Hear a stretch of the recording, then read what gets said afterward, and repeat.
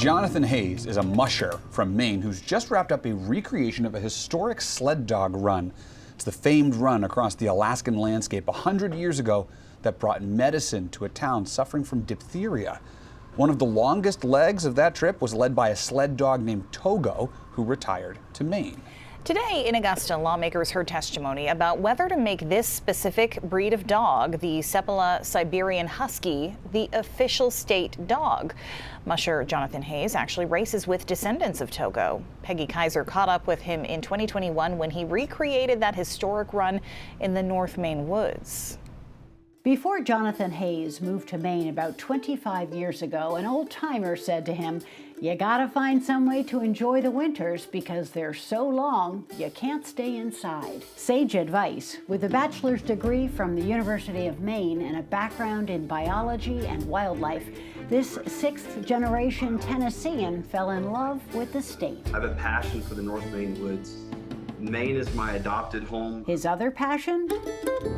These sled dogs. My dogs are true Arctic Spitz breed dogs. They're not the racing Huskies.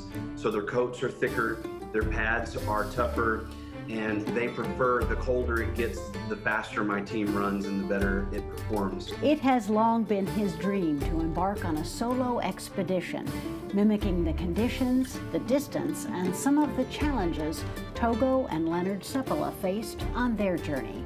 A dream like a lot of dreams that kept getting put off season after season.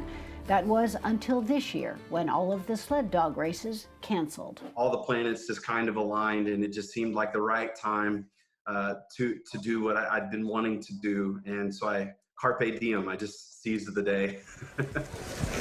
They would ultimately be covering 40 to 45 miles per day, and Jonathan and his team began training in the fall.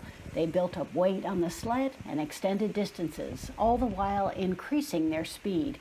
It is literally in the DNA of these dogs to do this kind of work. It's almost like they know exactly what you want them to do the moment you put the harness on them. And I really believe that mushing for sled dogs is just this magnified desire for them to chase something down that they can't see, that's just around the corner, always, and it's an obsessive thing with them. These dogs really thrive the colder it gets. They can function and work comfortably in 50 to 60 below zero temperatures.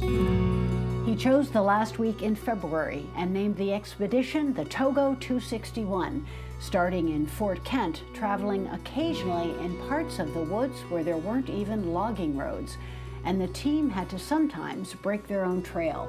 Jonathan and his team stayed at hunting camps along the way. When word spread about the expedition, the camps offered lodging, a meal, even raw moose meat for the dogs. Thankfully, I had a lot of great woodsmen, people who really know the North Maine woods, who just jumped on board. And when I finished a section, and I was at a sporting camp, the owner of that sporting camp or the Allagash Ranger would sit down with me with my Maine Atlas and Gazetteer from DeLorme and help me plot the next day's travel. People forget just how remote the North Maine woods is. And there were 2 days where there was not even logging road access to where I was. And that can be a little daunting, but it can also be really inspiring when you think about what we have just right out our back doors as Mainers. He traveled with a satellite phone, his only link to the outside world, and carried about 2 days' worth of supplies on the sled.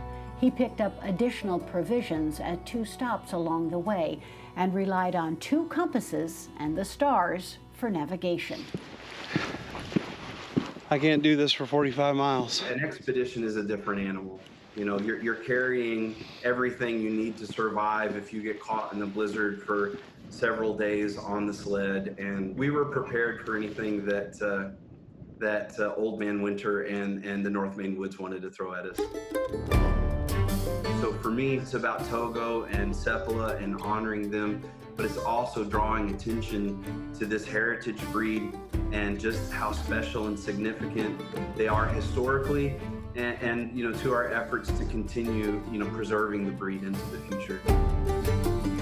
At any given time over the 7 days I was out there, I was either, praying, thanking God for the opportunity, or I was praying, asking God to get me out of whatever trouble I was in at the moment.